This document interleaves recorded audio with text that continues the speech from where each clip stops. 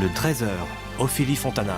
Bienvenue à vous à la une de l'actualité des étudiants très concentrés. Le CEB a commencé ce matin. Les autres épreuves certificatives aussi dans l'enseignement secondaire. Premières images et premières impressions avec Tidy Mkwash. S'hydrater, se mettre à l'ombre, surtout les personnes les plus fragiles. La chaleur s'installe chez nous et Alison Delpierre nous donnera quelques conseils pour mieux la supporter. Réduire la vitesse de 120 à 100 km/h sur les autoroutes, cela permettrait de limiter la consommation et donc le coût. Les experts du gouvernement le recommandent.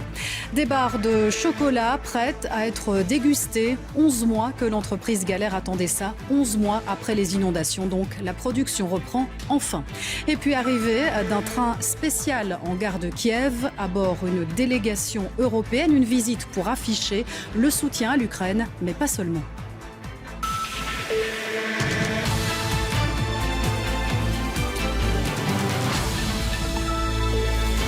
Bonjour à toutes et tous, j'espère que vous allez bien. Dans la suite de ce journal, nous irons à Binche. La commune veut détruire l'église incendiée des Récollets. Tout le monde n'est pas ravi. Martin Collier nous l'expliquera. Kevin Spacey sous les flashs et les caméras, pas cette fois pour présenter son nouveau film. Il comparaissait pour agression sexuelle devant la justice britannique. Et puis, à 22 ans, ce golfeur amateur belge s'est qualifié pour l'un des plus prestigieux tournois du monde. Rencontre avec Adrien Dumont de Chassard. Mais tout d'abord, direction l'Ukraine, avec une arrivée remarquée, celle d'une délégation européenne emmenée par le président français. C'est une manière de réaffirmer le soutien à Kiev et aussi un signal diplomatique fort. L'Ukraine espère un jour adhérer à l'Union. Explication avec Mathilde Godenir et Aurélie Didier. Il voyage en train de nuit au départ de la Pologne. Le président français Emmanuel Macron, le chancelier allemand Olaf Scholz et le chef du gouvernement italien Mario Draghi sont en direction de Kiev, en Ukraine. Arrivé sur le quai ce matin, Emmanuel Macron adresse un message d'unité. Un message d'unité européenne adressé aux Ukrainiennes et aux Ukrainiens, en effet, de soutien pour parler à la fois du présent et de l'avenir, parce que les semaines qui viennent, on le sait, seront des semaines très difficiles.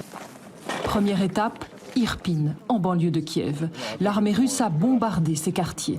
Les Russes sont aussi accusés d'y avoir commis de nombreuses atrocités en mars.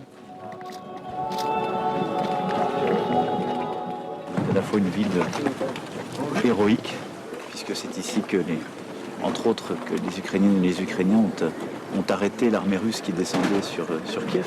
Vous êtes ici à Irpin, sur un site qui a été détruit.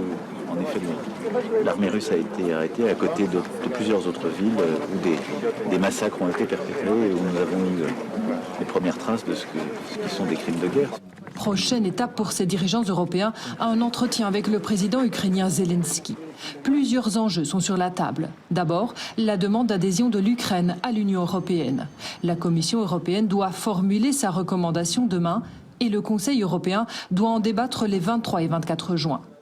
Autre enjeu, l'envoi de nouvelles armes demandées par l'Ukraine. C'est une urgence, selon Kiev, pour contrer l'armée russe dans l'est et le sud du pays. Enfin, il y a ces propos récents d'Emmanuel Macron. Il appelle à ne pas humilier Vladimir Poutine pour tenter de trouver une issue diplomatique au conflit. Kiev n'a pas apprécié ces mots. Ils seront probablement mis sur la table des discussions. Voilà qui clôture notre tour de l'actualité. Merci déjà de nous avoir suivis. Dans un instant, je vous donne le programme. Il y aura tout d'abord Pascal Laroche pour la météo et juste après, affaire conclue. Bel après-midi à vous et à demain.